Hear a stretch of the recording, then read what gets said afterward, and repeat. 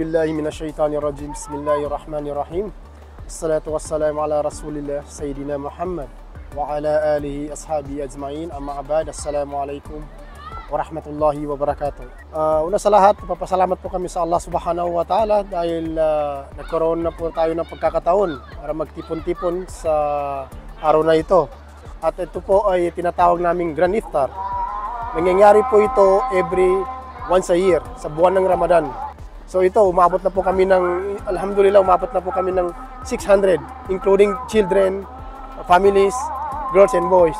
So, nagpapasalamat po kami dahil habang tumatagal ay dumadami po kami dito. Actually po, ang PBBL ay hindi lang po basketball ang hangad namin dito, kundi ang pagkakaisa ng Pilipino-Muslim dito sa Abu Dhabi.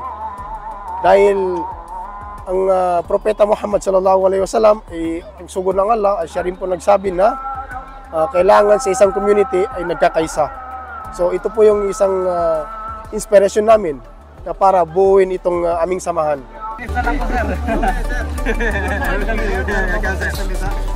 Anong gusto mo kain, sir? Okay lang.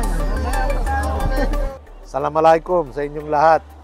Sa ngalan po ng Philippine Embassy, ako po si Ambassador Ber. Andito po tayo ngayon sa Capital Park sa Abu Dhabi. At nagtipon-tipon ng mga kapatid natin, brothers and sisters na Muslim to have a grand iftar. It's not a celebration, it's not a party. It's part of a spiritual experience. You know, we fast the whole day. This is to break the fast. And we come together as family. I'm just so happy nagkasama-sama tayong ganito because Ramadan is a happy time. I just wish everyone to have a safe, joyful, and happy Ramadan. Ramadan Kareem, Ramadan Mubarak.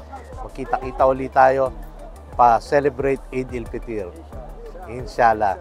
So thank you very much. Maraming salamat po sa inyo lahat. Ramadan Mubarak!